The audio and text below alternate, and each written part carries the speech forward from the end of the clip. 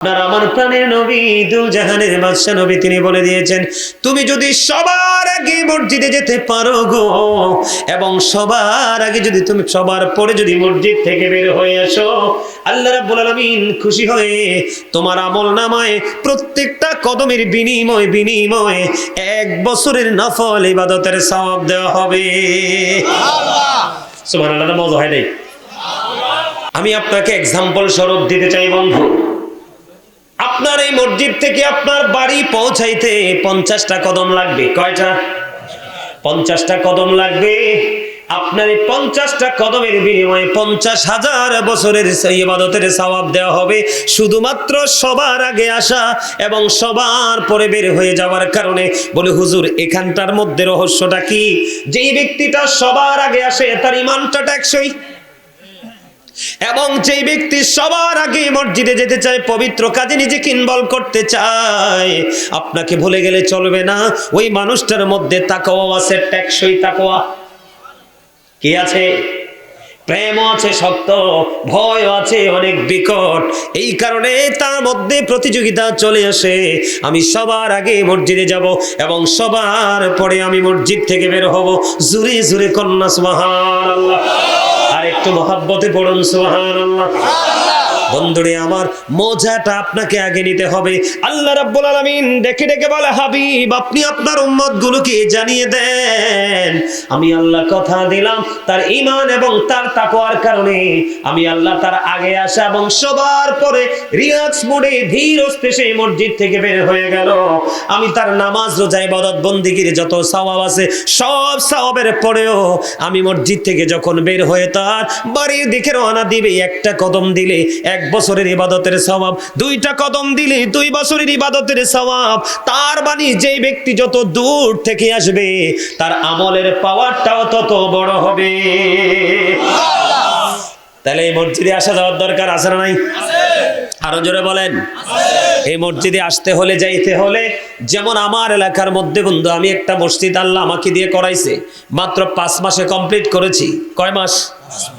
32 বছরের পুরনো মসজিদ ভেঙ্গে চুরে পড়ছে। এক একজন বড় বড় বিল্ডিং বানাচ্ছে ফাউন্ডেশন দিয়ে, কিন্তু মসজিদে 10টা টাকা দেওয়ার মতো কেউ নেই। তখন 32 বছর পরে আমি এবার মাত্র 5 মাস, গত জানুয়ারি, এই জানুয়ারির 5 তারিখে 1 বছর পূর্ণ হবে। মসজিদ যত জানুয়ারির 5 তারিখে বন্ধ উদ্বোধন করেছি, তখন মানুষ ভয়ে মানুষ যেত না। এখন জুমা চলতেছে, মানুষগুলো ধীরে ধীরে মসজিদের দিকে আকৃষ্ট হচ্ছে। জোরে কোন সুবহানাল্লাহ। মানুষকে বোঝাইতে হলে, মানুষকে আকৃষ্ট করতে হলে, আকৃষ্ট করার মতো পরিবেশ তৈরি করতে হয়। আর এই আকৃষ্টতা সবার দ্বারা সম্ভব হয় না। মসজিদের কাজ, মাদ্রাসার কাজ, এই পবিত্রতার কাজ সবার দ্বারা হয় না। যেই ব্যক্তি এটার স্বাদ বোঝে, মজা বোঝে, ওই ব্যক্তির জন্যই এই নসিবে, এই ব্যক্তির দ্বারাই এই নেয়ামত সাধিত হয়। ঠিক কিনা বলেন? আমি যদি আপনাদেরকে বলি বন্ধু, মসজিদ এমন একটা জিনিস, বাইতুল্লাহ আল্লাহর ঘর। আল্লাহ হাবিব সরকারে মদিনা তিনি বলে দিয়েছেন, যেই ব্যক্তি পৃথিবীতে বড় হোক বা ছোট হোক, বেড়া দিয়ে হোক বা টিন দিয়ে হোক অথবা মাটি দিয়ে হোক, যেইভাবে হোক, সে যদি নিয়ত করে একটা মসজিদ বানায়, কারণ যার ক্ষমতা যেমন আছে সে কিন্তু তেমনই করবে। আপনার ক্ষমতার বাইরে যাওয়ার কোনো আপনার ইখতিয়ার নাই, আর ইচ্ছে থাকলেও আপনি যেতে পারবেন না।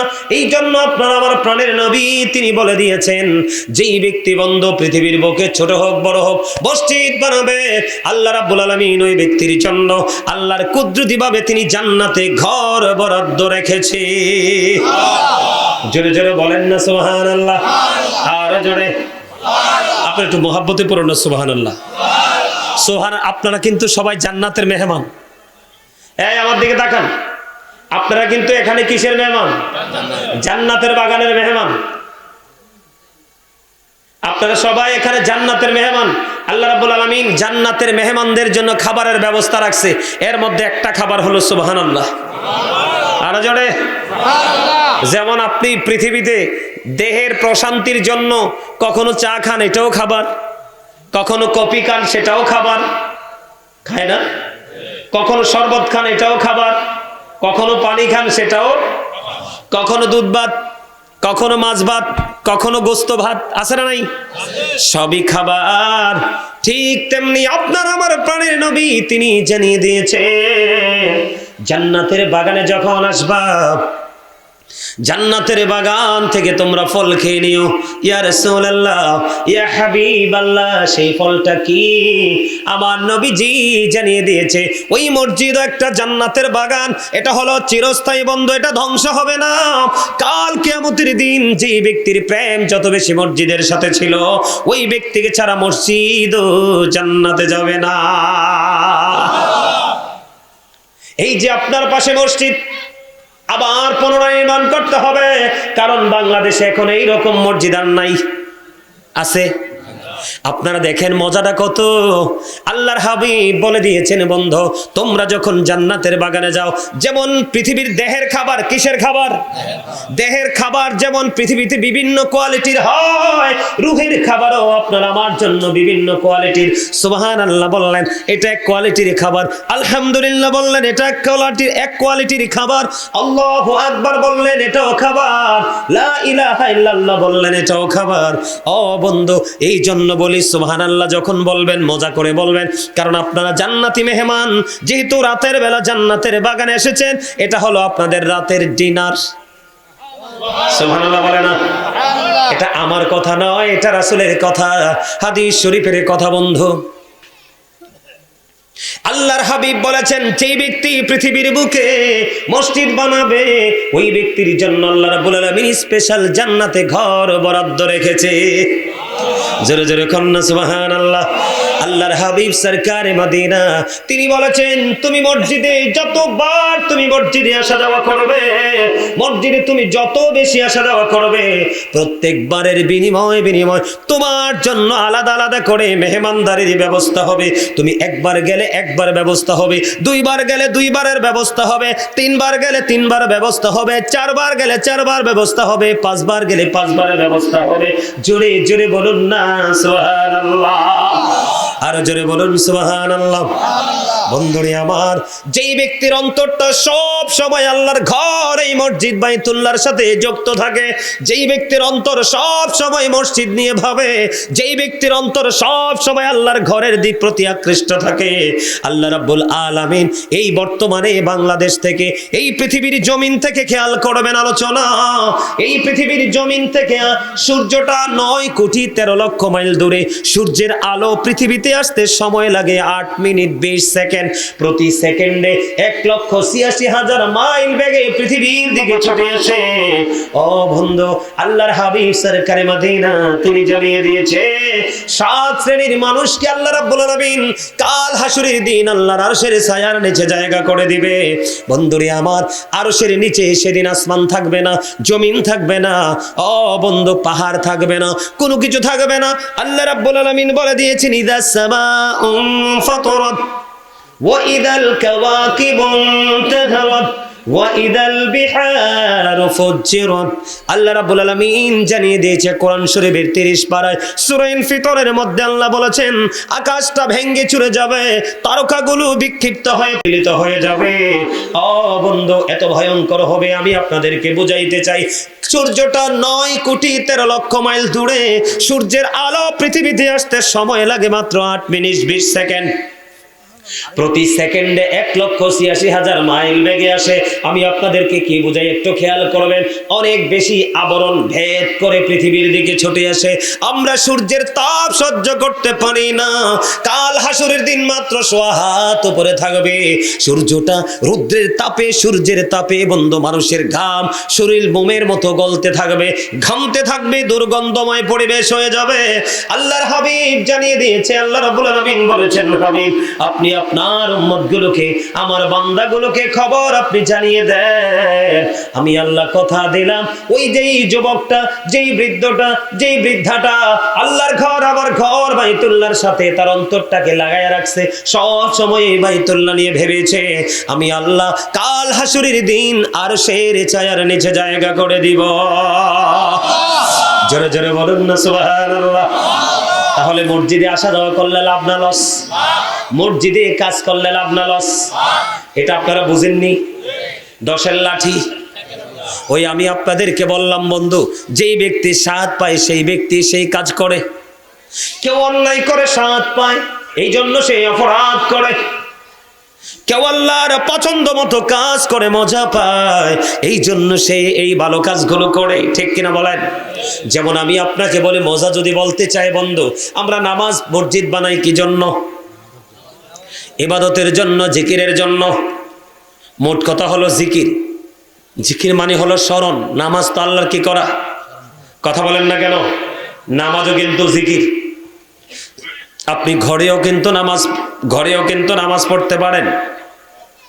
আপনি যদি একটু ঘর থেকে বের হয়ে যদি মসজিদে এসে নামাজটা পড়েন, আপনার প্রত্যেকটা কদমে কদমে গুনাহ জড়তে থাকবে। আর যদি মসজিদে ইমাম সাহেবের সাথে যদি জামাতে অংশগ্রহণ করতে পারেন, কম পক্ষে 1 রাকাতে 25 রাকাতের সওয়াব পাওয়া যাবে। আর যারা বলেন না সুবহানাল্লাহ। তাহলে সুন্দর একটা মসজিদের দরকার আছে না নাই? মসজিদ যেমনি ভাবে মানুষকে আখিরাতে অনেক সম্মানী করে দেয়, পরকালে যেমনি মানুষকে অনেক দামি বানিয়ে দিবে, তেমনি ভাবে বন্ধু এলাকার মধ্যে যখন একটা সুন্দর, একবারে দেখতে অত্যন্ত সুইট যেটাকে বলা হয় সুন্দর মসজিদ যখন থাকবে, দেখবেন আশেপাশের মহল্লার মানুষ এই মসজিদ নিয়ে আলোচনা করবে। কথা কয় না? এটা একটা মজার বিষয়। ঠিক কিনা বলেন? যেমন আমার বাড়িতে বললাম যে আমার যে মসজিদটা আমি বানিয়েছি বন্ধু, আমাদের ওই অঞ্চলে এমন মসজিদ নাই। আপনারা অনলাইনে দেখবেন, রাতের বেলা যখন আমার মসজিদের লাইট গুলো ওপেনিং করা হয়, মনে হয় যেন সত্যি পৃথিবীর বুকে এক টুকরো জান্নাত। কারণ আমার ভাই একটা দেশের বাহির থেকে এসেছে শুধু মসজিদটাকে ডিজাইনেবল করে সাজানোর জন্য। মসজিদটাকে নিজের মতো করে সাজিয়ে আবার সে রিটার্ন তার গন্তব্যে দেশের বাহিরে চলে গেছে।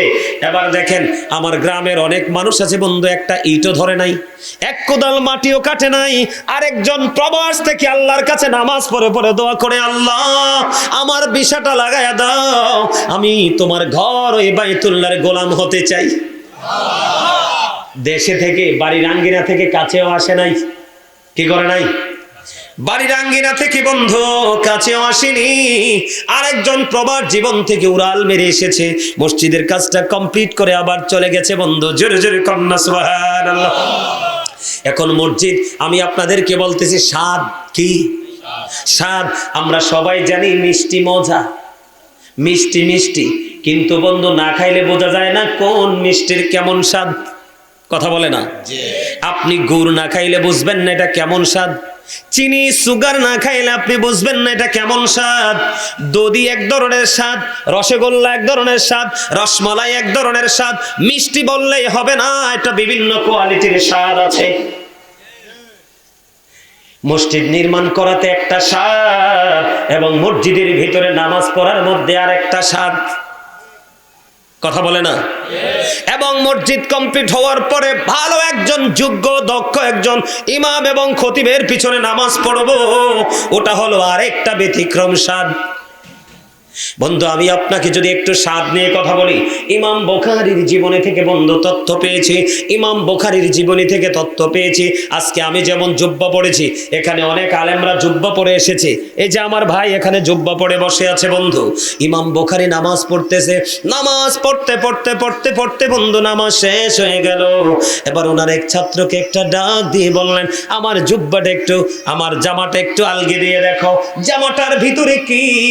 এবার বন্ধু তিনি ছাত্র জামাটা আলগি দিলেন। খেয়াল করবেন, জামাটা যখন উঠালেন, জামাটা উঠানোর পরে চাইয়ে দেখে ওনার জামার ভিতরে বিষাক্ত একটা ভিঙ্গুল পোকা, একটা নয় দুইটা নয় বন্ধু 10টা কামড় দিয়েছে।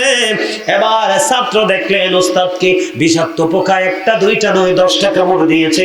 এবার শিক্ষককে ডেকে ডেকে বললেন, ইমাম বুখারীকে ডেকে ডেকে বললেন, হুজুর এত বিষাক্ত পোকা আপনাকে একটা নয় দুইটা নয় 10টা কামড় দিল, আপনি কেমন করে এতক্ষণ নামাজে দাঁড়িয়েছিলেন? এবার ইমাম বুখারী একটা ডাক দিয়ে বললেন, আমি যখন নামাজে দাঁড়িয়েছি, নামাজে দাঁড়ানোর পরে আমি যখন কোরআন তেলাওয়াত শুরু করেছি, আমি কোরআন তেলাওয়াত করতে গিয়ে এত বেশি মজা পেয়েছি, ওই বিষাক্ত পোকার কামড় আমি অনুভবই করতে পারি না। ইমাম বুখারীর জীবনী থেকে বন্ধ পেলাম। আপনারা আবার খেয়াল করেন, ভিঙ্গুল পোকায় একটা কামড় দিলে কি সহ্য করা যায়? কথা বলেন না, ধৈর্য ধরা যায়, সহ্য করা যায়? যায় না, যায় না।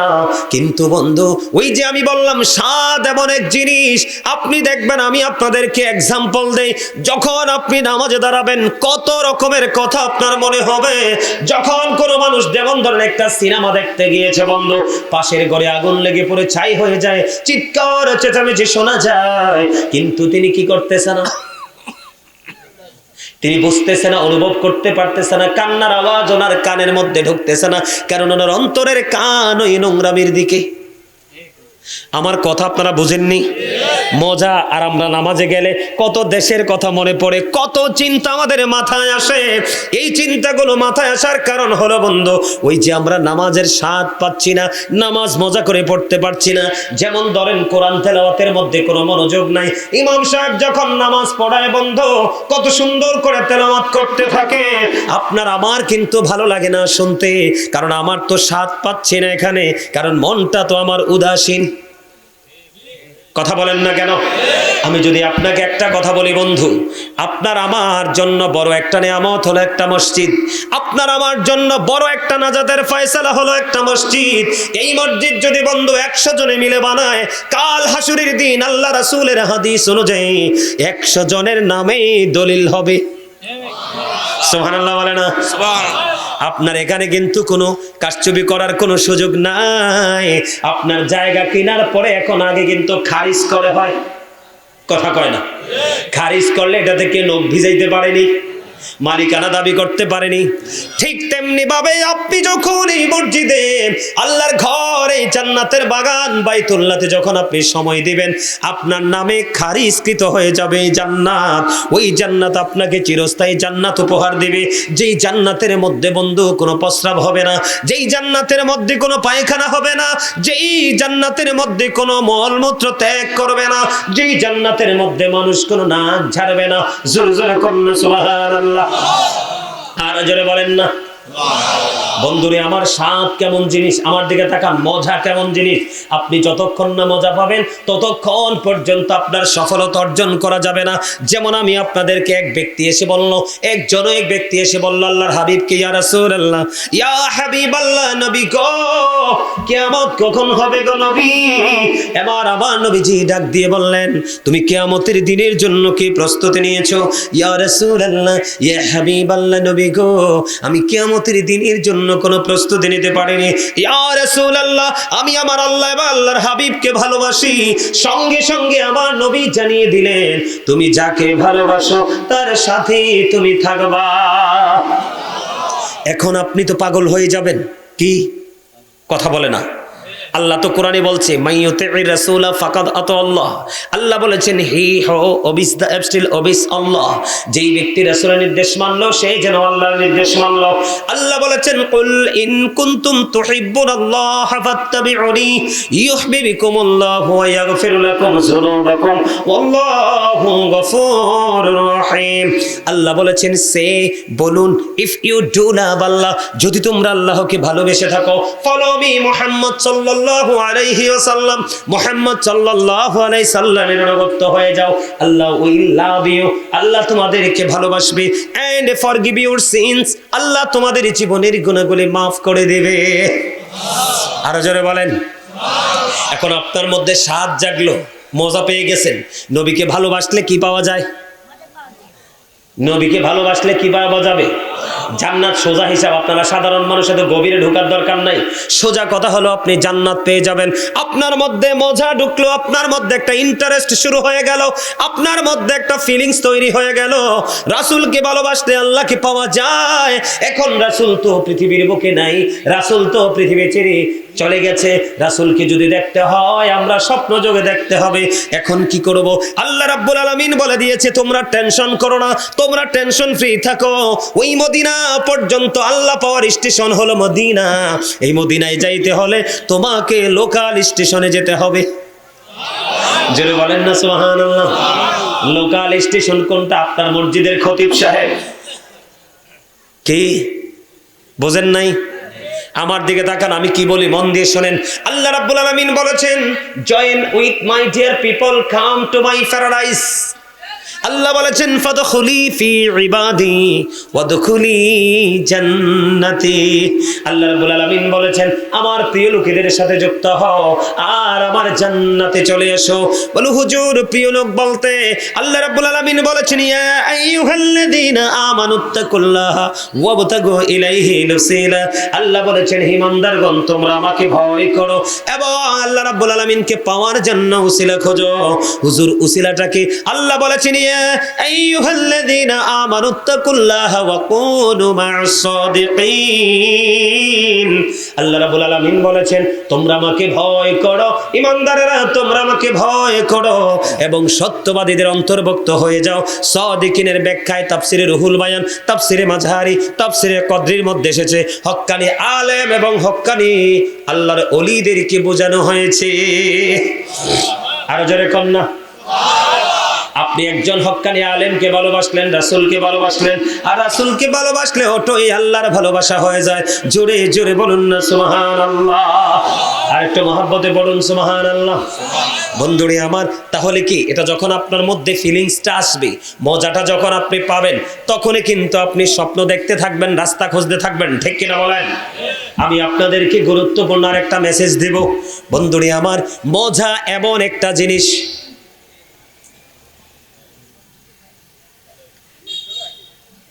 স্বাদ এমন একটা জিনিস, মজা এমন একটা জিনিস। আপনারা আমার দিকে খেয়াল করেন, হযরতে ওমর রাদিয়াল্লাহু তাআলা আনহু ইসলাম গ্রহণের পূর্বে, কারণ আমি আজকে ছোট্ট একটা আয়াত তেলাওয়াত করেছি পবিত্র কালামে হাকিম থেকে, ইয়া আইয়ুহাল্লাযীনা আমানু কু আনফুসাকুম ওয়া আহলিকুম নার। আল্লাহ রাব্বুল আলামিন বলেছেন O believers, save yourself and your families from the fire. আল্লাহ রাব্বুল আলামিন ঈমানদারদেরকে ডেকে বলেছে মুমিন তুমি জাহান্নাম থেকে বাঁচো এবং তোমার পরিবারকেও জাহান্নাম থেকে বাঁচাও। আপনি যদি জান্নাতের স্বাদ বুঝতে পারেন, জান্নাতের যদি মজা বুঝতে পারেন, আর জাহান্নামের ভয়াবহতা যদি জানতে পারেন, তাহলে আপনি বাঁচা এবং আপনার ফ্যামিলিকে বাঁচানোর স্বাদ জন্ম হবে। কথা বলে না? যদি আপনি জানতে না পারেন, মজা বুঝতে পারেন, নেগেটিভ এন্ড পজিটিভকে আইডেন্টিফাই করতে না পারেন, ডিসটেন্স যদি আপনি তৈরি করতে না পারেন, গ্যাপ যদি আপনি তৈরি করতে না পারেন, ভালো এবং মন্দের মাঝে কখনোই আপনার জীবনে সফলতা সম্ভব না। যেমন বন্ধু, আপনারা কি বুঝেননি আমার ওয়াজ? বিরক্ত লাগে নাকি শুনতে ভালো লাগে? যদি ভালো লাগে আপনারা যেই দিকে বলবেন সেই দিকে আলোচনা করব। কিন্তু যেহেতু একটা উন্নয়ন প্রকল্পে কাজ, এই বিষয়টা নিয়ে মজা নিয়ে একটু ওয়াজ করা দরকার। কারণ আমি আপনাদেরকে বলি বন্ধু, আমার আগে আপনাদের খতিব সাহেব একটা আয়াত তেলাওয়াত করেছে, আমি অত গভীরে ঢুকবো না। আপনার আমার জন্য হেদায়েতের জন্য বন্ধু রাস্তার কিনারায় দাঁড়িয়ে আছে কোরআনের আয়াত, জোরে জোরে কোন সুবহানাল্লাহ। আল্লাহ রাব্বুল আলামিন বলে দিয়েছে সূরা বাকারার মধ্যে, আল্লাযীনা ইউমিনুনা বিল গায়বি ওয়া ইউকিমুনাস সালাতা ওয়া মিম্মা রাযাকনাহুম ইউনফিকুন। মজা হইছে না? স্বাদ হইছে না? কি স্বাদ হইছে? এই মিয়া কথা কর না, কিনলে স্বাদ হইছে? এত মানুষ সুবহানাল্লাহ কইলে এর নিয়নের কথা। ইলেকশনের সময় কোন অমুক ভাইয়ের চরিত্র ফুলের মতো পবিত্র, হাতে নামাজ পড়ে না একক তো। আরে ভাই তোমরা হাসতেও তো পারো না, হার্ট অ্যাটাক করে মরবা তো। ওমা, এটা আমার কথা না, রাসূল বলছে। অনেকগুলো তথ্য দিয়েছে সুস্থ জীবনের জন্য, অনেকগুলো রাসূল সাল্লাল্লাহু আলাইহি ওয়াসাল্লাম অনেকগুলো ইনস্ট্রাকশন আমাদেরকে দিয়েছেন। এর মধ্যে একটা হলো রাসূল বলেছে যদি সুস্থ থাকতে চাও ফ্রি থাকো, হাসি খুশি থাকো, দুঃখ সুখ শেয়ার করো। তুমি গোমরা মুখে থাকলে যেই কোনো মুহূর্তে স্পট ডেড, হার্ট অ্যাটাকে জায়গা শেষ হয়ে যাবে।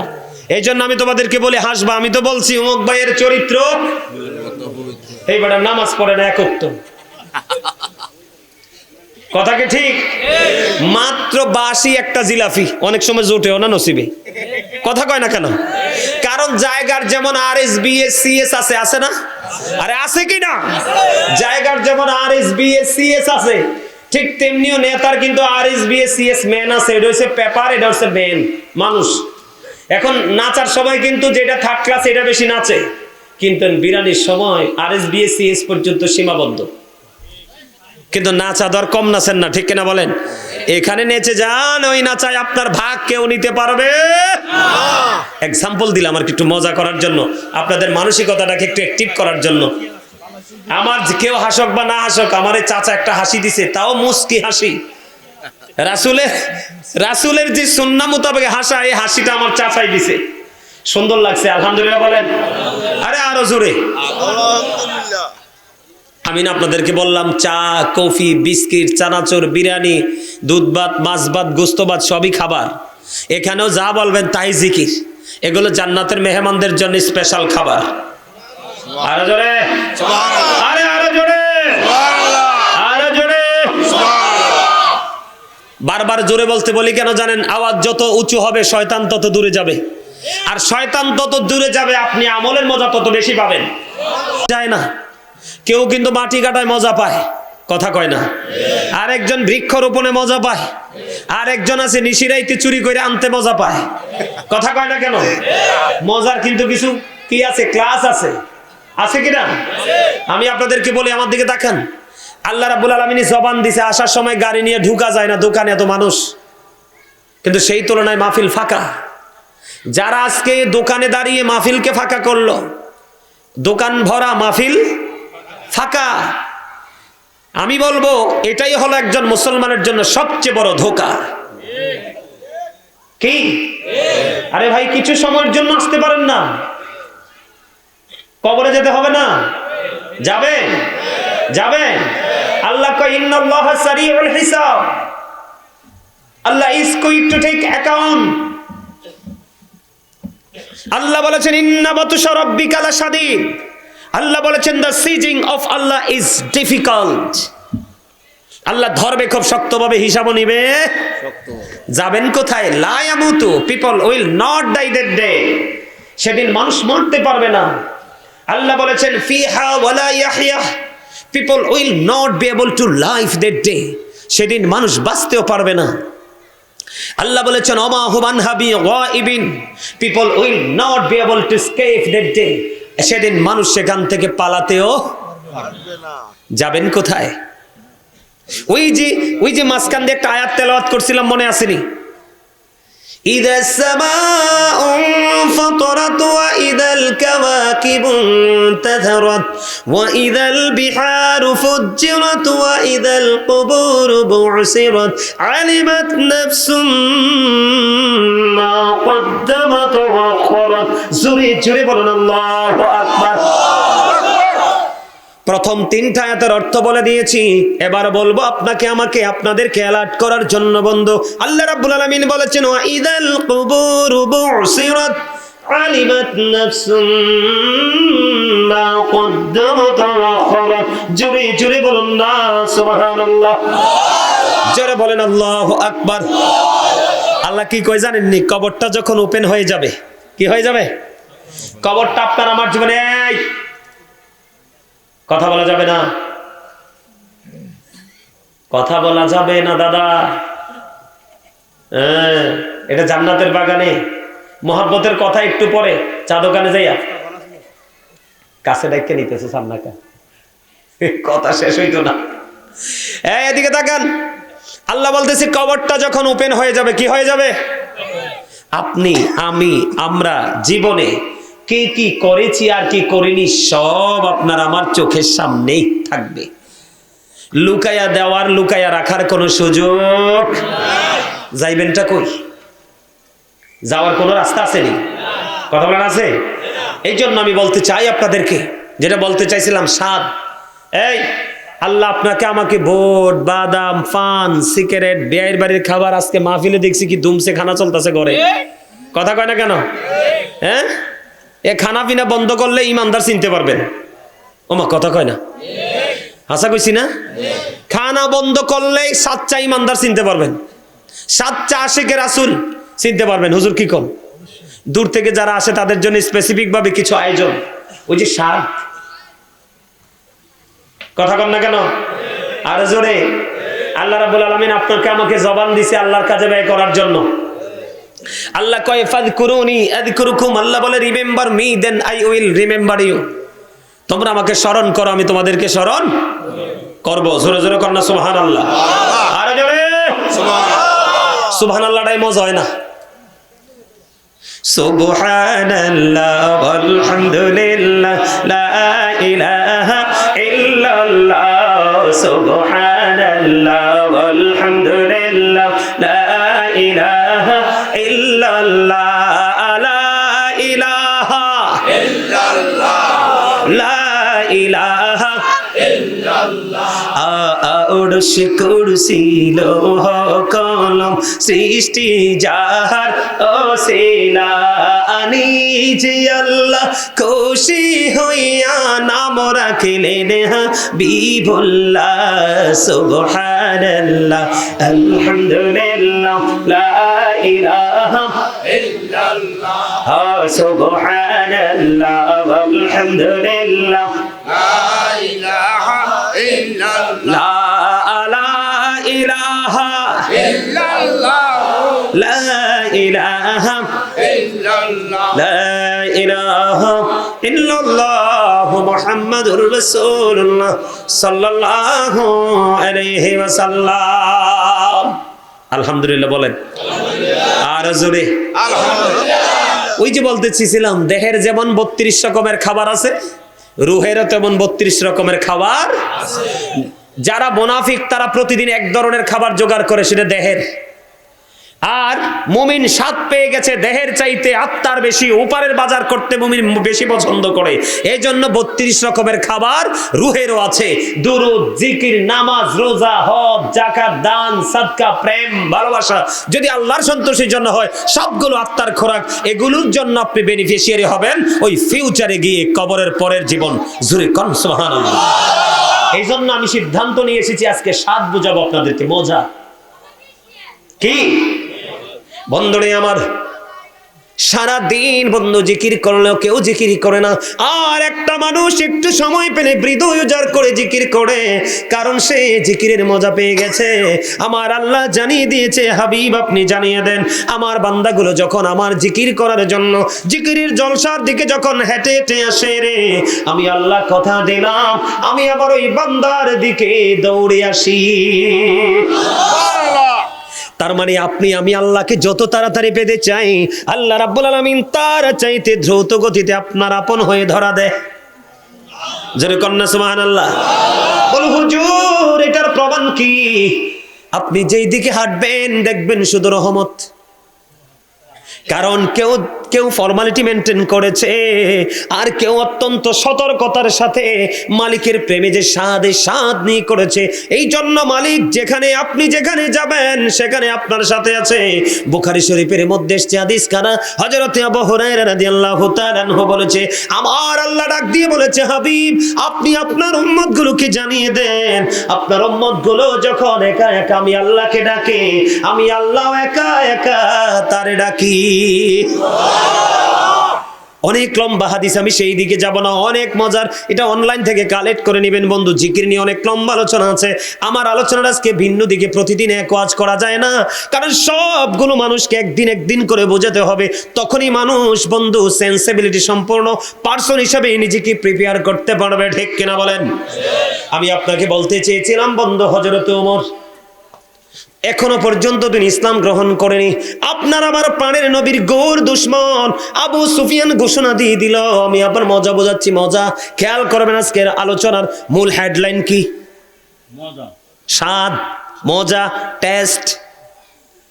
এই জন্য আমি একটা আয়াত তেলাওয়াত করেছি, তার মিনিং হলো বন্ধু, believers save yourself and your families from the fire. আল্লাহ বলেছেন তুমি জাহান্নাম থেকে বাঁচো।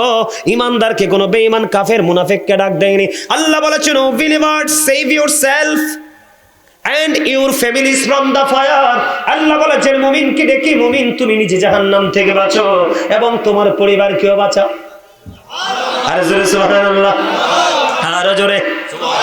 এখন আপনিও বাঁচবেন, আমিও বাঁচবো। এটার জন্য জানতে হবে মজা কোথায় আছে। কি হুজুর? কি মজা কোথায় আছে, স্বাদ কোথায় আছে, কোথায় গেলে আমি মজা পাবো? দেখেন হযরত ওমর এখনো পর্যন্ত বন্ধু ইসলাম গ্রহণ করেনি, এখনো পর্যন্ত বেঈমানি সংস্কৃতিকে লালন করছে। এরই মধ্যে আবু সুফিয়ান ঘোষণা দিয়ে দিল, নবী মুহাম্মদের মাথা যদি কেউ আমার কাছে এনে দিতে পারো তার জন্য 100 ওট ঘোষণা করলাম। এতে কয় সুবহানাল্লাহ বলে ওমর খোদা, আমার নবীর কল্লা কাটবা আমি বুঝি সুবহানাল্লাহ কবু? জোশে যে কিছু তো আল্লাহ হুঁশটা হারাই হালাইছে। কথা কর মোহাব্বত করে কইছে। যাক, আপনারা মনে করবেন যে সে রং, শোনেন এখানে কিন্তু আরোগ্য ওয়াজ করাম লাগিনি হুজুর, এক আরোগ্য হাদিস আই দাঁড় করাইতে চাই। আল্লাহর হাবিব হাদিস শরীফের মধ্যে আসছে, রাসূল এক ব্যক্তি, না এই যে জোশে যে বল হয় এটারও বৈধতা আছে। এটা আমি তওবার আলোচনা যখন করি তখন এই হাদিসটা ঢুকাই। এক ব্যক্তি ধরেন সে কোনো এক জায়গার উদ্দেশ্যে রওনা হলো, উটের পিঠে করে সব মাল সামান নিয়ে, খানা দানা পানি বরণ পোষণ সব। হঠাৎ করে কি হয়ে গেল, ওটটা হারিয়ে গেল। তো ওট হারিয়ে যাওয়া মানে কি তার কাঙ্ক্ষিত সবকিছুই হারিয়ে। বন্ধুরে আমার, ওই ওট যখন হারিয়ে ফেলেছে বন্ধু তার মনটা খারাপ। ওট হারিয়ে যাওয়া মানে আমার সব কিছু হারিয়ে যাওয়া। টেনশন করতে করতে করতে করতে বন্ধু সইতে পারে না।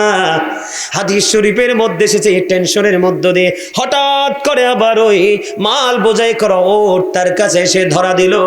তার কাছে যখন এসে ধরা দিল সে এত বেশি খুশি হয়েছে, এত বেশি আনন্দিত হয়েছে, আনন্দিত হয়ে সঙ্গে সঙ্গে আল্লাহকে ডাক দিয়ে বলে, আল্লাহ তুমি আমার বান্দা, আমি তোমার রব। ওয়াজে হুজুর মন নাই তো?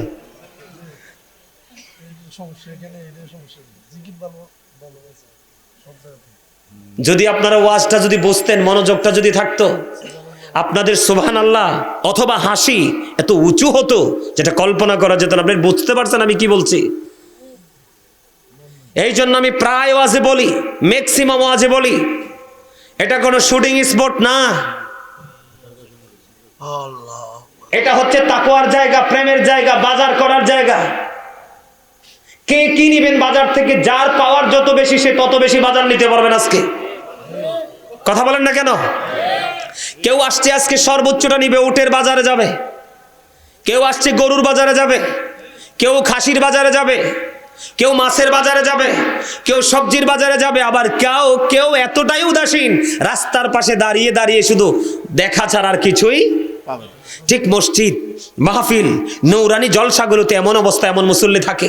আরে ভাই, এটা আপনাদের বাজার করার জায়গা, এটা আপনাদের জন্য বড় মার্কেট।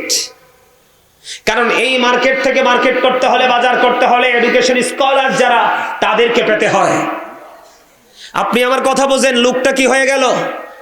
সবকিছু হারিয়ে ফেলেছে, মনটা খারাপ হয়ে গেছে। চিন্তার মধ্যে বেঁচে চিন্তা করতে করতে বন্ধু পাগল প্রায়। এরই মধ্যে ও বোটওয়ালারা, এই বোটওয়ালারা, বোট পকেটে ঢুকাও, এটা জান্নাতের বাগান, এখানে বোট খাওয়ার জায়গা না, এইটা হলো তোমার আত্মার জন্য খোরাক নেওয়ার জায়গা। ও বোটওয়ালারা, সবগুলো পকেটে ঢুকাও। আমি যদিও বলেছি হাসিতে হাসিতে, তোমাদেরকে বুঝতে হবে এটা একটা ক্লাস, এটা একটা প্রফেশনাল, একটা টিচিং প্রফেশন। অনেক কষ্ট করে তাদেরকে ডেটটা দিয়েছি। হুজুর কতবার কথা বলেছে আমার সাথে, এই মানুষটা আমার সাথে অনেক কথা বলেছে বন্ধু। আসার পরে আপনাদের প্রোগ্রাম দেখে মনটা খারাপ হয়ে গেল। কুমিল্লায় আমার মিলাদের চেয়ে বেশি মানুষ হয়, আর এটা নাকি বাৎসরিক প্রোগ্রাম। মন খারাপ করব না, মুমিন যদি থাকে, প্রেমিক যদি থাকে, দ্যাটস এনাফ। কথা কয় না আরো জোরে? এখানে তুমি যদি বোট খাও, মনটা বোটের ভিতর ঢুকে যাবে।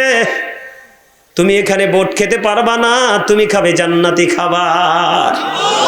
জোরে জোরে বলেন ঠিক না ভাই? এটা হলো জান্নাতি খাবার খাওয়ার জায়গা। এর জায়গা কিনলে বোটান তো নি যায় আবার। আলহামদুলিল্লাহ বলেন।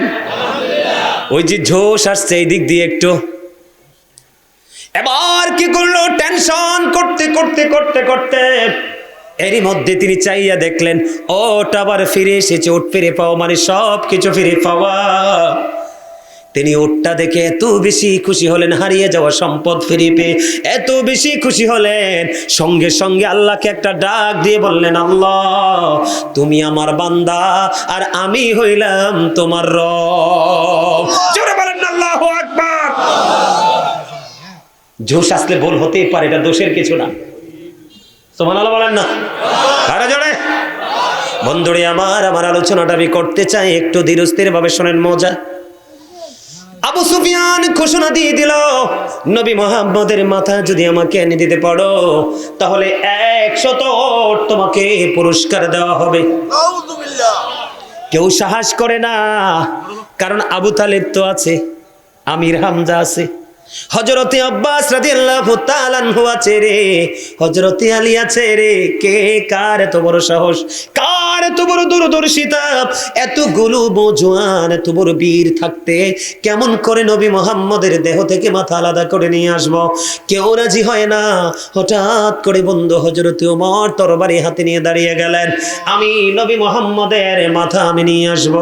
জোরে জোরে কন্যা নাউজুবিল্লাহ।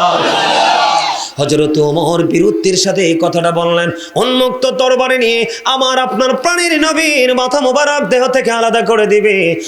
বন্ধু যাওয়ার মধ্যে জোহরা যাওয়ার কিছু দূর হাঁটলেন, হাঁটতে হাঁটতে হাঁটতে হাঁটতে বন্ধু জোহরা গোত্রের একজন লোকের সাথে দেখা হলো, তার নাম হলো যায়েদ ইবনে ওয়াক্কাস। এবার কি করলেন, তার সাথে যখন দেখা হলো, দেখা হওয়ার পরে এবার প্রশ্ন করলো, ও ওমর তুমি কোন দিকে কোথায় যাও? কয় 100 ওটের ঘোষণা করা হয়েছে, নবী মুহাম্মদের মাথা যদি আজকে আলাদা করতে পারে 100 ওট আমি কি করব? পুরস্কার গ্রহণ করব। কেউ রাজি হয় না। আমি যাচ্ছি। কয় এই জন্য যাচ্ছ? কয় আমির হামজার কথা মনে আসেনি। সুবহানাল্লাহ বলেন না কেন? এই ওমর, নবী মুহাম্মদের মাথা তুমি আলাদা করবা, আমির হামজার কথা তোমার মনে আসেনি, আলীর কথা মনে আসেনি। এবার হযরত ওমর তখন বন্ধু ইসলাম গ্রহণ করে নাই। এবার বন্ধু হযরত ওমর একটা ডাক দিয়ে বলল, তোমার কথার ধরনে মনে হয় তুমি ইসলাম গ্রহণ করেছো, নবী মুহাম্মদের ধর্ম গ্রহণ করেছো। আমি মুহাম্মদের আগে তোমার কল্লাটা ফেলে দিব। এবার ওই যায়েদ ইবনে ওয়াক্কাস একটা ডাক দিয়ে বললেন, তুমি আমাকে কতল করার আগে আগে তোমার ঘর সামলাও। জোরে কন্না আল্লাহু আকবার। তুমি আমাকে কতল করো পড়ে, আমাকে হত্যা করো পড়ে, আমাকে নিঃস্ব করে দাও পড়ে, পৃথিবী থেকে বিদায় করে দিও পড়ে, আমাকে বিদায় করার আগে তুমি তোমার ঘর আগে সামলাও। কি হয়েছে, তুমি আমাকে কি বলতে চাও?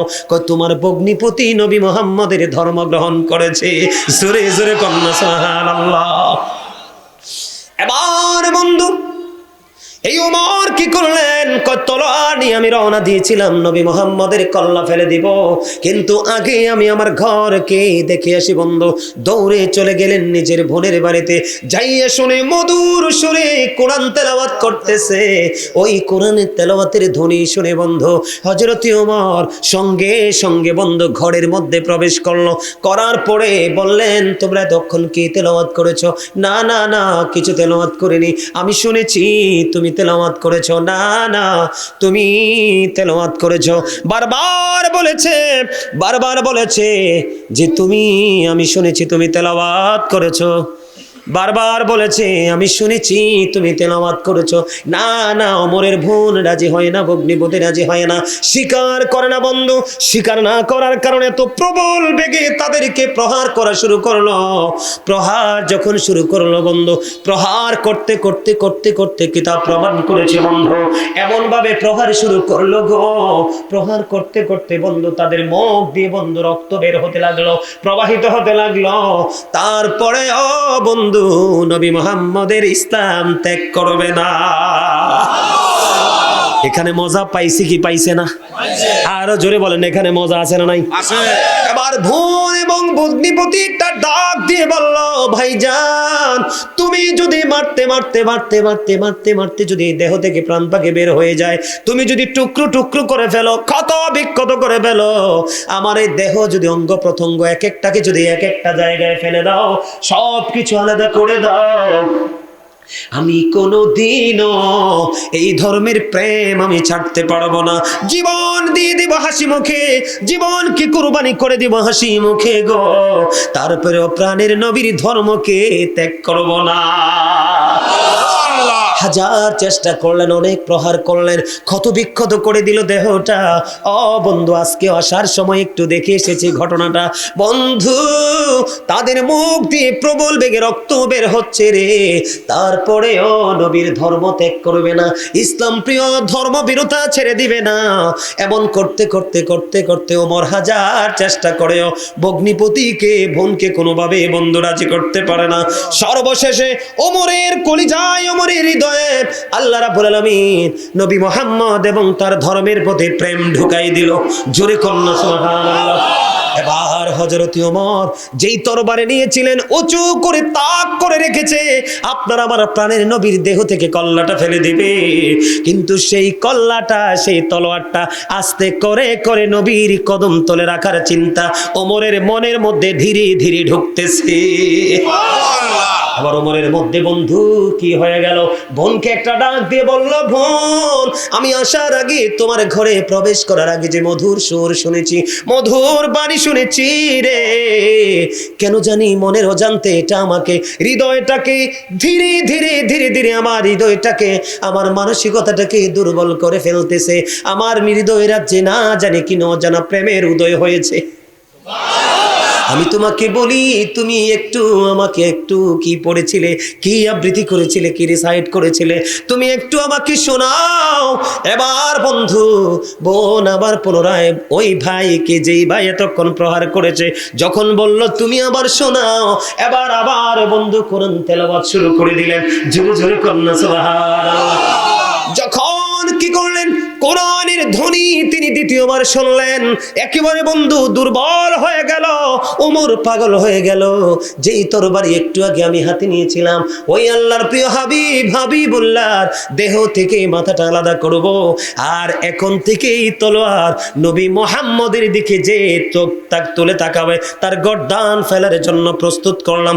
বোনের ঘর থেকে বের হয়ে গেল, পাগল হয়ে গেল হযরত ওমর, দৌড়ে চলে গেল বন্ধু। তখন আমার নবী আকরামার ঘরের মধ্যে অবস্থান করতেছে, আরো সাহাবায়ে কেরাম এখানে উপস্থিত ছিলেন, দ্বীন সম্পর্কে বন্ধু তথ্য দিতেছিলেন। এমন সময় হযরতে ওমর উন্মুক্ত তরবারি নিয়ে বন্ধু দৌড়ে চলে গেল। যাওয়ার পরে উপস্থিত সবাই বলতেছে, ওমর যদি ইয়া রাসূলুল্লাহ, ইয়া হাবিবাল্লাহ, নবী গো, আজকে যদি ওমর কোনো খারাপ উদ্দেশ্য নিয়ে এসে থাকে গো, ওমরকে এখান থেকে অক্ষতভাবে যেতে দেব না। জোরে জোরে কন্না আল্লাহু আকবার, আরো জোরে বলেন আল্লাহু আকবার। এবার বন্ধু কি করলো, হযরত ওমর সম্পর্কে যখন সকল উপস্থিতি বলতে লাগলো, যদি আজকে ওমর কোনো যদি নেগেটিভ সেন্স নিয়ে আসে, নেগেটিভ মেন্টালিটি নিয়ে আসে, খারাপ কোন উদ্দেশ্য নিয়ে আসে, আজকে ওমরকে অক্ষতভাবে এখান থেকে যেতে দিব না। এই কথা যখন উপস্থিতিরা বলতে লাগলেন, আপনার আমার প্রাণের নবী একটা ডাক দিয়ে বললেন, না না, আজকে ওমর কোনো খারাপ উদ্দেশ্য নিয়ে আসেনি। জোরে জোরে বলেন না সুবহানাল্লাহ। এবার বন্ধু কি করলেন, এবার কি করলেন, হযরত ওমরকে নবীজি বললেন, ওমরকে আমার কাছে আসতে দাও। ওমর ভিতরে ঢুকলো। ও বন্ধু কি তা প্রমাণ করে যে যখন এই বোনের জবান থেকে, তার ভগ্নিপতির জবান থেকে যখন এই মধুর কোরআন তেলাওয়াত শুনতে পাইলেন, তখনই তিনি মনের অজান্তে বন্ধু মধুর কালিমা পড়ে ফেলেছিলেন, লা ইলাহা ইল্লাল্লাহু মুহাম্মাদুর রাসূলুল্লাহ সাল্লাল্লাহু আলাইহি ওয়াসাল্লাম। এবার আমার নবী একটা ডাক দিল বন্ধু, নবীজির কাছে গেলেন, নবীজির বরকতময় হাত মোবারক দিয়ে মেসেজ করে দিল, ওমর ইসলাম গ্রহণ করলো। ইসলাম গ্রহণ করার সঙ্গে সঙ্গে মুসলমানের, রাসূলের, ইসলাম ধর্মবিরোধী যারা, তাদের শক্তি আরো অনেক বেশি বেড়ে গেছে। জোরে জোরে কন্যা সুবহানাল্লাহ। এখানে বন্ধু দুইটা স্বাদ, এখানে কয়টা স্বাদ? একটা হলো ওমরের বোন ভগ্নিপতির মজা, হাজার প্রহার পরেও কিন্তু নবীর ধর্ম ইসলাম ধর্ম ত্যাগ করাতে পারেনি।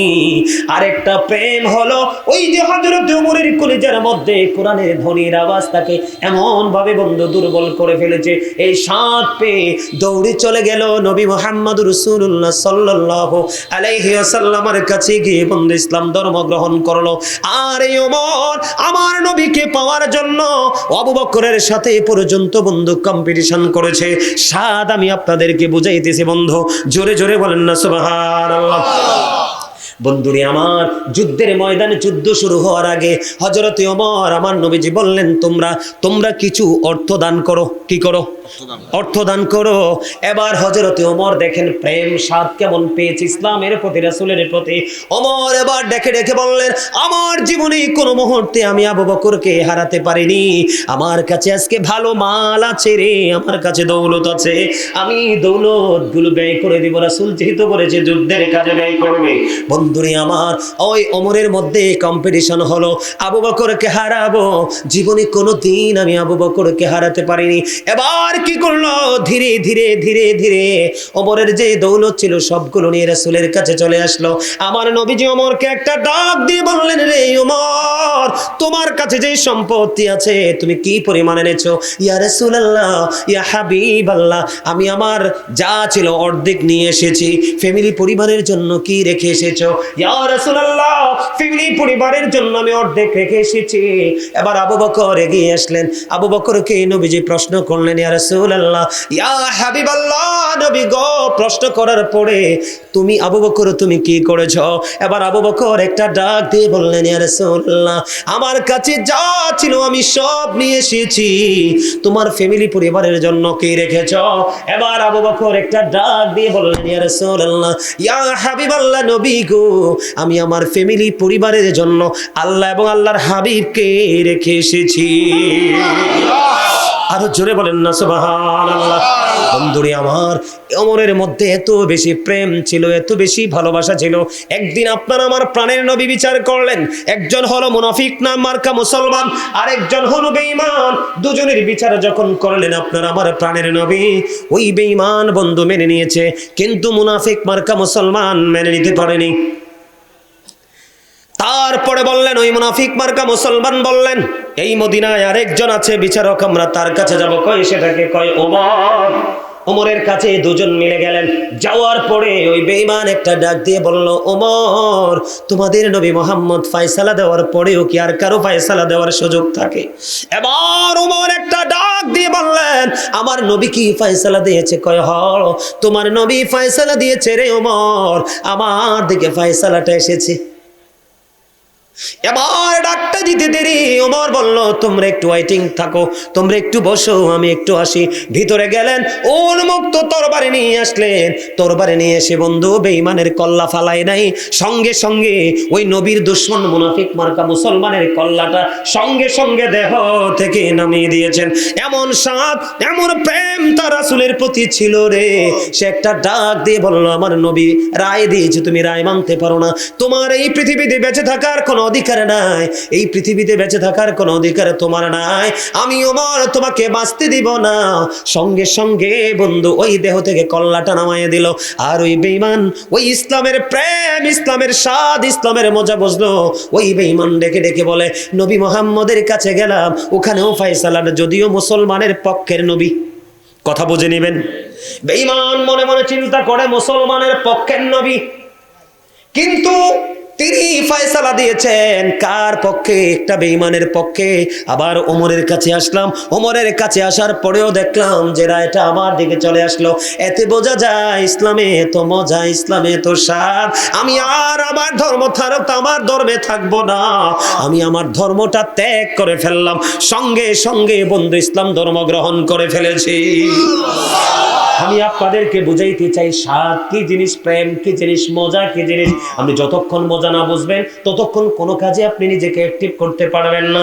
আল্লাহর হাবিব সরকারে মদিনা তিনি বলে দিয়েছে, ও বন্ধু হযরত ওমর কোরআন তেলাওয়াত শুনে, কোরআনের মধুর ধ্বনি শুনে, ওই বন্ধু মধুর বাণী শুনে নবীর কাছে চলে গেলেন। নবীর কাছে গিয়ে বন্ধু আরো স্বাদ, আরো মজা পাইলেন?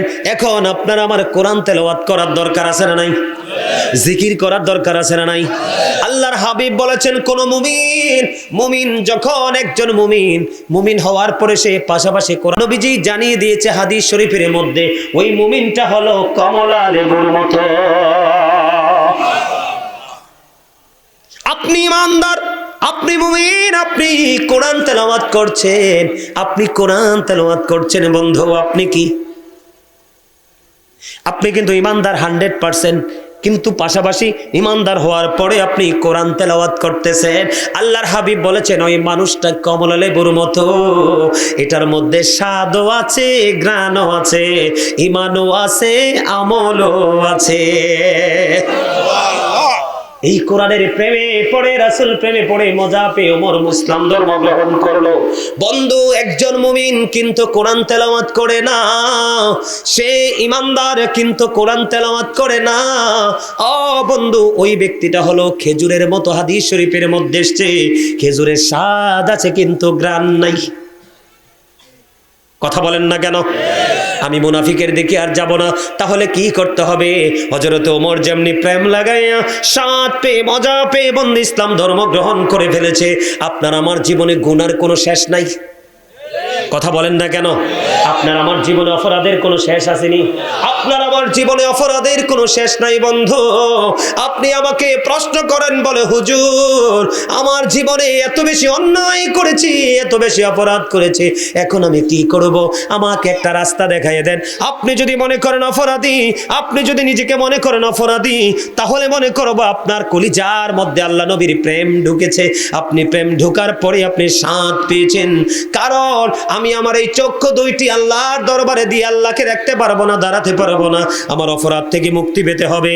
আল্লাহ রাসূল বলেছেন, বেশি বেশি করে কোরআন তেলাওয়াত করো।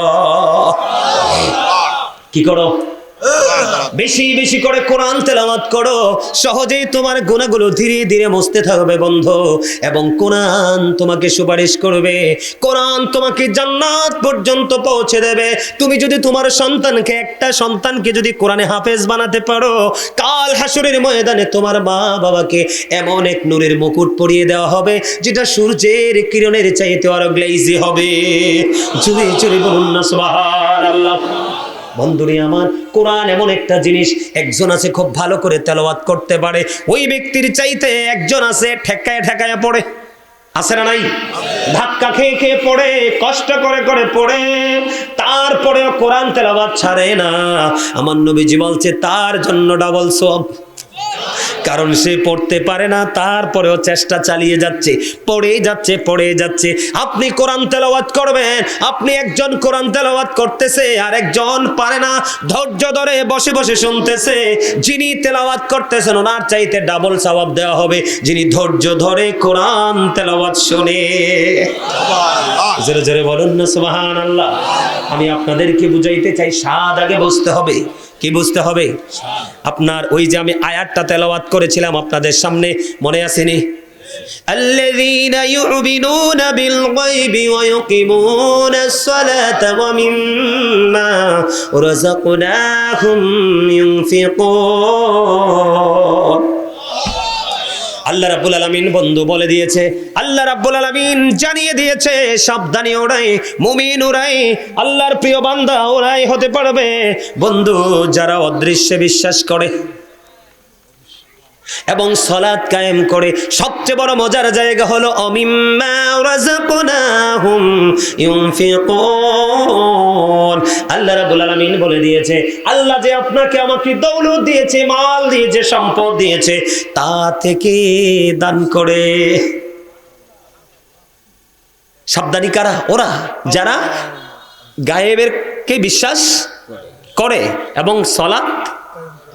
আল্লাহ বলেছেন আমি যে সম্পদ দিচ্ছি তা থেকে দান।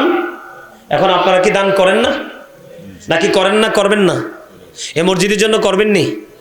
ওমা জিটা তো এক কোনা দিয়ে আইছে, আরেক কোনা দিয়ে এনো। ইনশাআল্লাহ করব।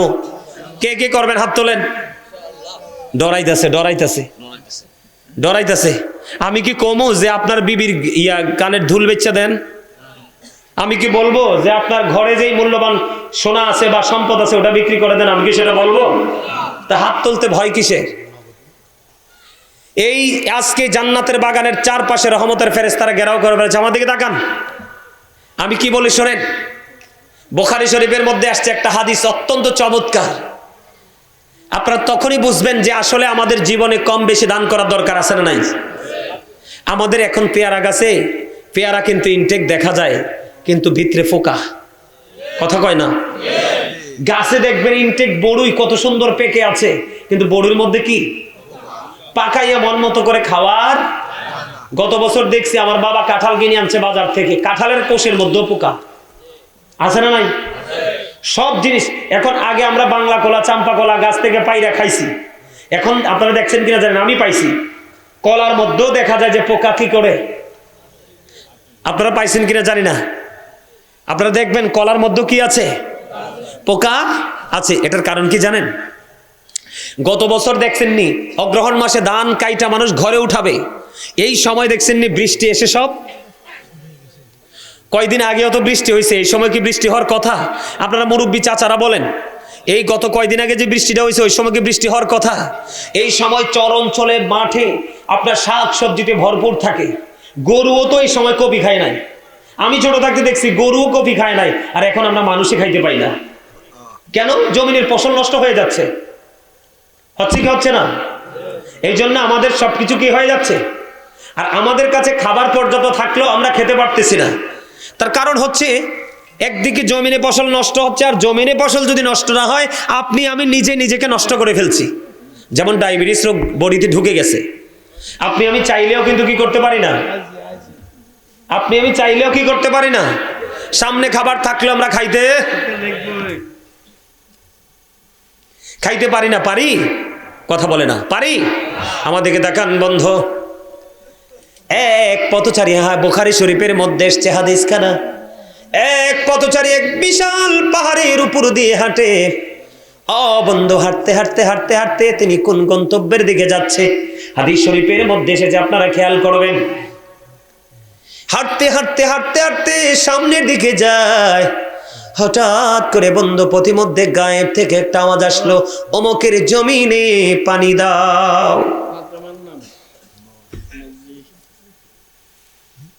আমি ওয়াজটা বন্ধ করে দেই? হ্যাঁ,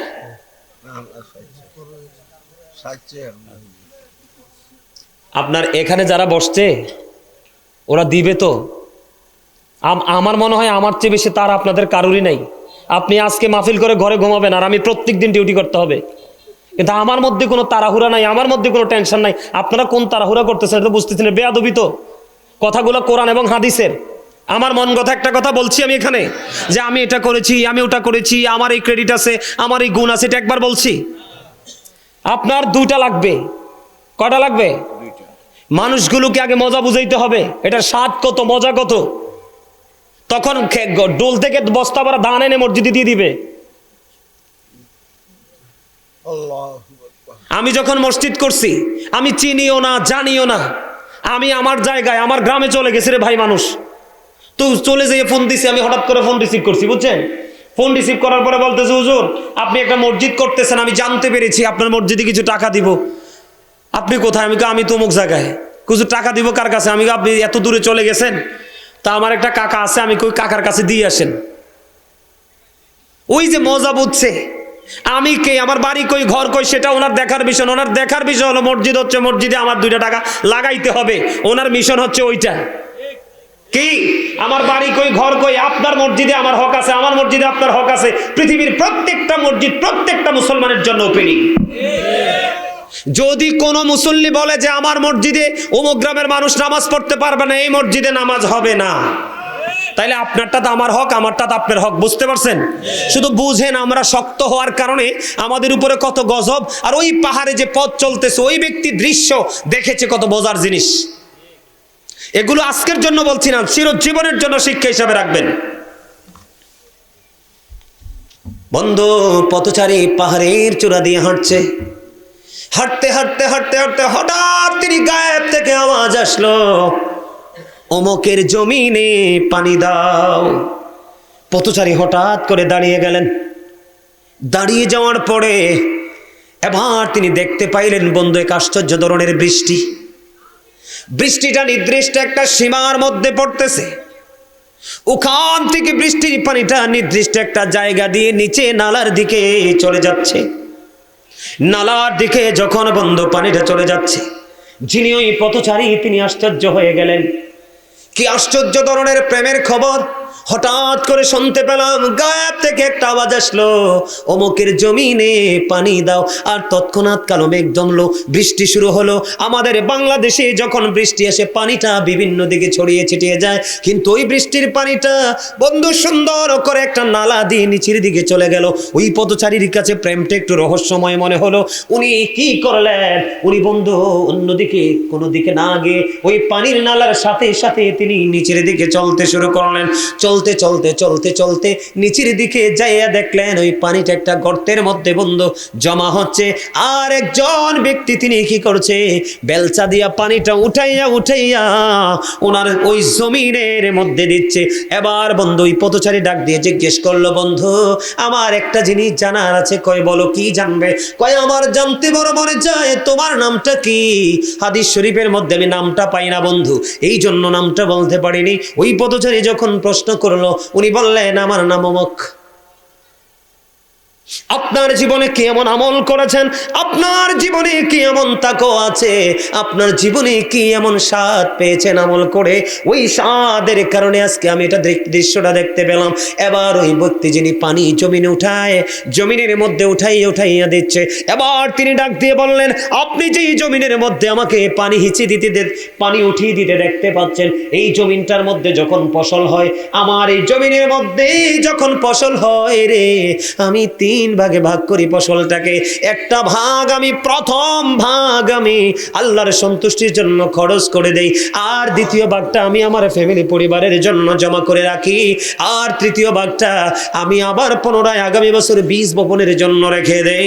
এই কারণে আমার মাঠে যখন ফসলটা নষ্ট হয়ে যাচ্ছে, আমার আল্লাহ আকাশের কালো মেঘকে একটা ডাক দিয়ে দিল, বৃষ্টি মেঘ তুমি পৃথিবীতে বৃষ্টি হয়ে যাও। আমার পাগল বান্দার ফসলটা নষ্ট হয়ে যায়, কারণ তার এই ফসল থেকে একটা ভাগ আমি আল্লাহর জন্য কুরবানি করে দেয়।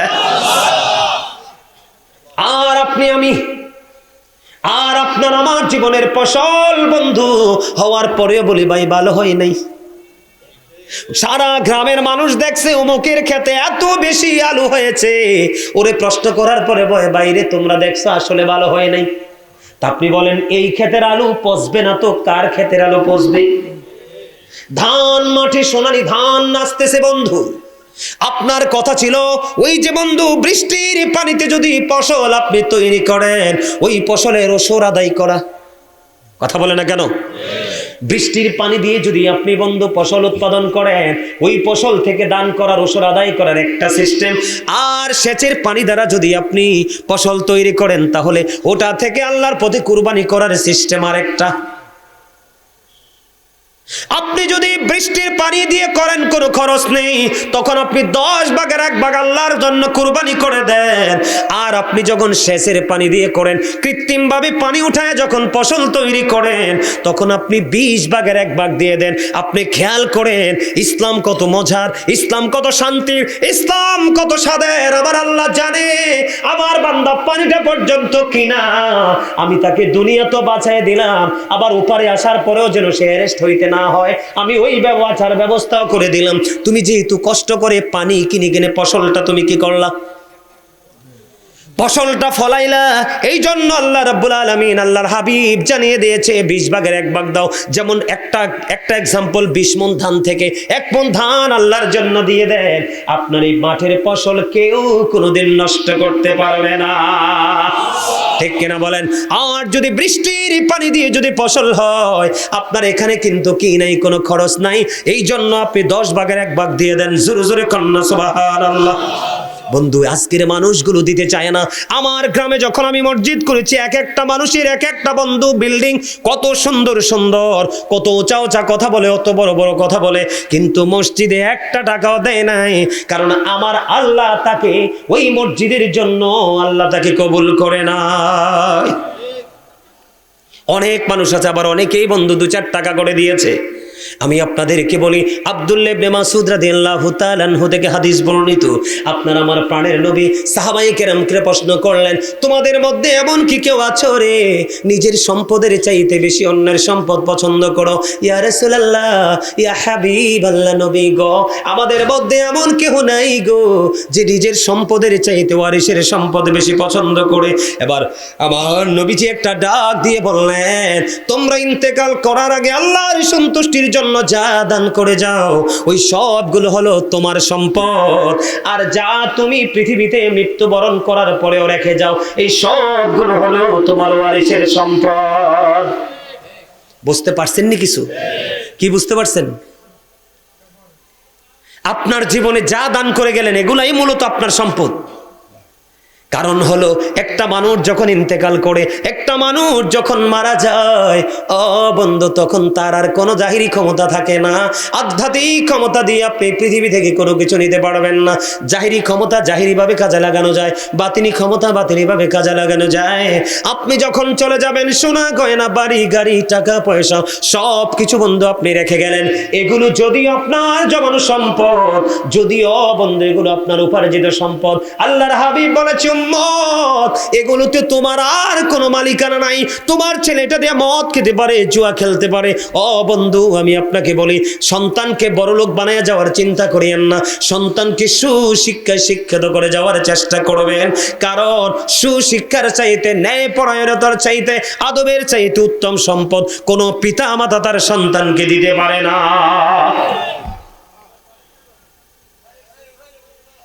আমার কথা কি আপনারা বুঝতে পারেন? এই জন্য নবীজি বলেছে, তুমি সবগুলো রেখে গেলা, এগুলোতে আর তোমার কোনো মালিকানা থাকবে না। এই জন্য তোমার তৌফিক অনুযায়ী তুমি যতটুকু পারো রাস্তার জন্য, মসজিদের জন্য, মাদ্রাসার জন্য, এতিম অসহায়ের বিয়ের জন্য, আল্লাহর সন্তুষ্টির জন্য দান করে যাও। ওই যে আমার ভাই একটু আগে বলেছেন 60টা গাছ লাগাইছেন, 100 করে বিচি 700 এসেছে। এটা না, এটাও তো আছে আল্লাহর কোরআন হাদিস শরীফের মধ্যে এসেছে। আল্লাহ রাসূল বলেছে, ছোট্ট একটা বাচ্চা যখন তুমি গাভীর গরুর কিনবা, ছাগলের কিনবা, ভেড়ার কিনবা, মুরগ বা মুরগি যেটাই তুমি কিনো, ছোট্ট বাচ্চা বড় হবে, প্রাপ্তবয়স্ক হবে, তারা আবার বাচ্চা দিবে, বাচ্চা বড় হয়ে আবার বাচ্চা দিবে। এমনি করে করে একটা গরু থেকে পুরো ঘর যেমনি ফিল আপ হয়ে যায়। তোমার জীবনের একটু দান তুমি কাল কিয়ামতের দিন ওই গৃহপালিত পশুর ঘরটা যেমনি পড়ে গেল, তুমি তোমার আমল নামায় ওই দানের সওয়াবটার পাহাড় পরিমাণ পাবে। ওটা উসিলায় তোমার ফয়সালা হবে জান্নাত। আমি আপনাকে বলি, এই যে আমার সামনে কোরআন শরীফ খুললে আমি সময় নষ্ট করব না। কোরআন শরীফের 19 পারা সূরা শুআরার 88 নম্বর আয়াতে আল্লাহ বলেছেন, ইয়াউমা লা ইয়ানফাউ মালু ওয়ালা বানুন। আমি কিন্তু আজকে বন্ধু দানের ওয়াজ করবো সেই প্রত্যাশা নিয়ে আসে নাই, কিন্তু আসার পরে দেখলাম আমার এই মসজিদটা বন্ধু এটার চাইতে ভয়ঙ্কর ছিল। মানুষ ভয়ে ঢুকতো না নামাজ পড়তে, কিন্তু গ্রামের মানুষ একটার পর একটা বিল্ডিং বানাচ্ছে, ছেলেদের একটার পর একটা বিদেশ পাঠায় রে। ওই মসজিদ করার জন্য কারো মনের মধ্যে কোনো দরদ ছিল না। আমি ওদম গুনাহগারকে আল্লাহ গিয়েছে গোলামি করার তৌফিক দিয়েছে। এই জন্য আমি আপনাদেরকে বলি বন্ধু, আপনাদের করা উচিত। আল্লাহ রাব্বুল আলামিন কোরআন শরীফ 19 পারা সূরা শুআরার 88 নম্বর আয়াতে বলেছে, ধন সম্পদ সন্তান সন্ততি সেই দিন কোনোটাই আপনার কোনো কাজে লাগবে না। আজকে মানুষ মসজিদে দিতে চায় না, ছেলের জন্য রাখতে চায়, মেয়ের জন্য রাখতে চায়। আল্লাহ রাব্বুল আলামিন বলতেছে এগুলো তোমার কাল হাসরের দিন কোনো কাজে আসবে না। আল্লাহ ইসলাম কত সুন্দর, মজা বুঝে নেন আগে।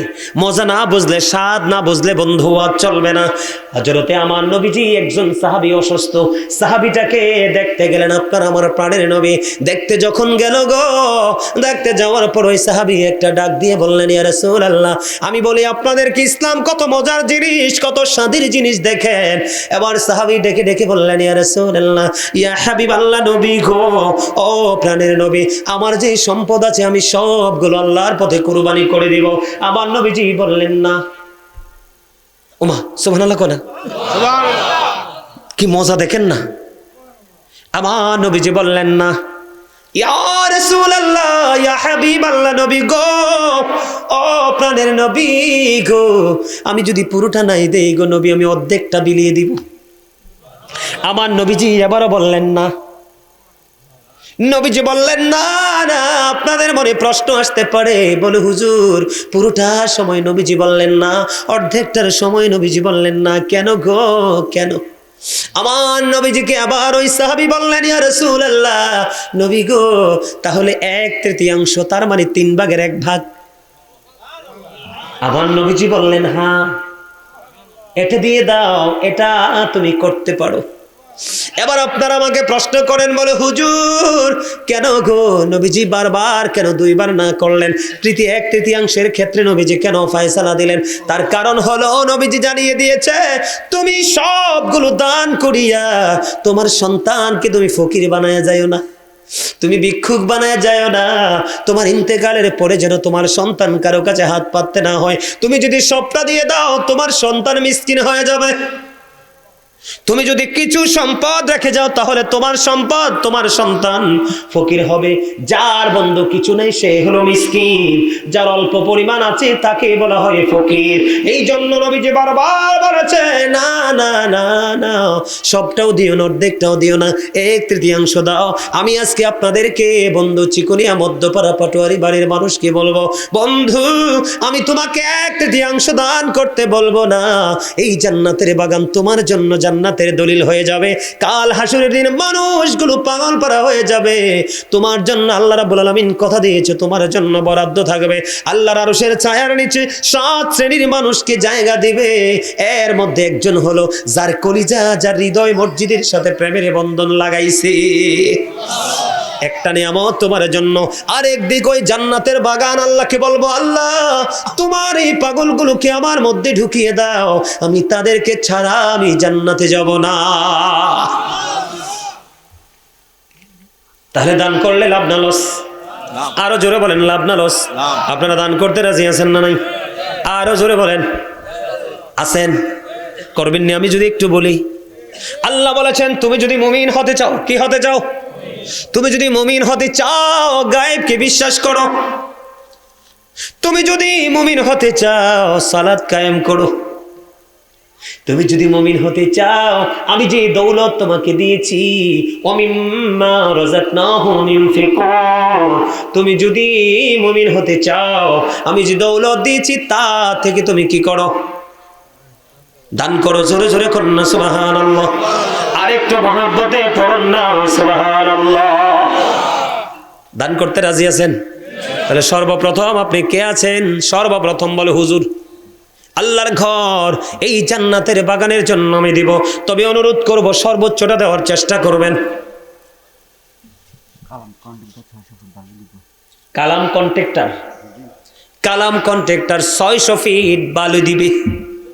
আল্লাহ আমার ভাই কালামকে তুমি কন্ট্রাক্টরকে কবুল করো, তার জীবনের গুনাহ মাফ করো, হায়াতের মধ্যে তুমি বরকত দিয়ে দাও, মনে যত আশা সব আশা তুমি পুরা করে দাও। জোরে কোন আমিন। তোমার কন্ট্রাক্টরের ওয়াইফ গতকালকে ইন্তেকাল করেছে।